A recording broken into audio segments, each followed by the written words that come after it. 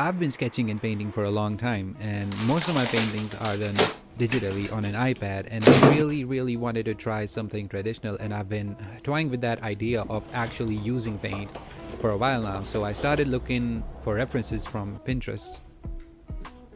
I've been saving ideas on Pinterest for a while now. It's been not even months, it's been years, and I thought this would be a good idea to just pull up that saved board and just look at the pins for some inspiration. And I tried using ALLA PRIMA method, which is a bed on bed technique, but it's mostly used for making oil paintings, and this was a challenge because this is acrylic, and this being acrylic, it definitely doesn't give you enough window for blending. So it dries super fast, and you can't really blend for soft edges unless you're like super quick with your brushwork. So that's a challenge. As usual, I first get started with the sketching phase, and I don't know, I spent like an hour making this. This was really just a rough foundation, and I didn't really go for much details. I really tried to keep a painterly style for this portrait, and adjusting the colors to exaggerate the hue and just focusing on the values to provide the edges. So again, not really focusing too much on details, and just having that position of features in mind and just laying down the broad brushstrokes is what I had in mind. So letting the brushstrokes define the form of the face is what I really tried to aim for in this painting.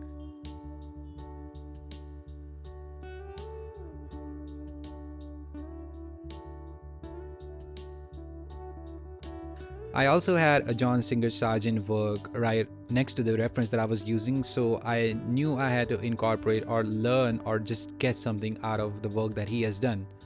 He was so good at simplifying things and just narrowing down whatever he saw into what matters the most. So a lot of visual information is there when you're looking at a person's face, and it's your job to just simplify it and reduce it to whatever makes that person look the way that they do, if that makes sense.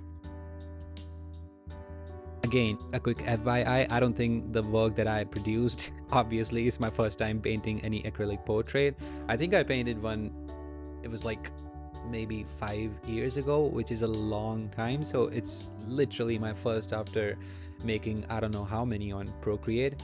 But again, obviously this didn't end up looking anything like a Sargent work, but hey, I'm learning. And I don't think it gets anything better than actually having a master study by someone like him, or I don't know, Michelangelo, or whoever you like, whoever you're attracted to, whichever style does resonate with you the most. I think it's a great idea to just study them and make copies of them. Another quick FYI is that if you like any of these paintings, then just know that most of them are made in oil and not acrylics. Oil paints have their own drawbacks, I'd say, but acrylics, I think I hate the watercolors the most. Like, watercolors are like so annoying to me. I've tried making watercolor paintings, but I just can't do it. Acrylics are like, I can tolerate them, but they dry like super fast, and they're nothing like the oils. So I also found this medium that you can use to just increase the drying time of the acrylic paint.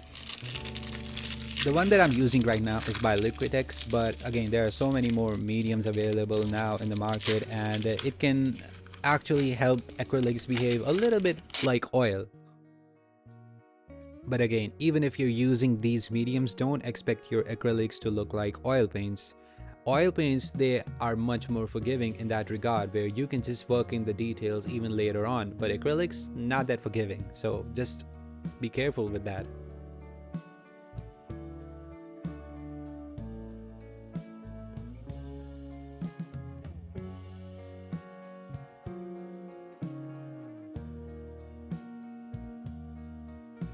And if you saw early and haven't skipped the video, then I think you saw me using a limited color palette, and that is so good because you don't really have to focus on too many things at a time. And especially if you're new to this medium, or any medium like I am to acrylics and oils, then you don't really need to simplify things down and just stick to a limited color palette until you're used to it. So a lot of better artists that I learned from, they just say that you have to make like a 50, 100, 200, 300 paintings with like a limited color palette, so you get really used to what these specific colors can do. And when you really know the ins and outs of whatever is achievable by using 4 or 5 colors, then you can just move on to using other colors which you think you can benefit from. But until then, just sticking to a limited color palette is a great option. Just look at Zon palette, for example. It is a limited color palette, and look at what artists do with it. And the artist that it is named after, who used like 4 colors for like every single painting that he ever made, I think it's insane what you can do with this. And also, anyone who's watching this who's new to this, I'm not a complete beginner. I want to put it out there so you don't think that this is actually the first painting that I've ever made. It's not. I'm used to digital, so I know about the rules and the hues and the saturation and the values and the edges. I know a little bit about all of those things, so this is not like a complete beginner that is making his first ever painting. And just be honest, this is not even an ALLA Prima at this point. I did finish it in one sitting, but I just realized that I don't want peace, I want problems, so I just kept on reworking and retouching certain areas. To be honest, this painting didn't even make it, as I don't think it's that great, but again, masters kept learning their whole lives, so yeah. I guess I would just call it at this point, and yeah, I will see you in the next video.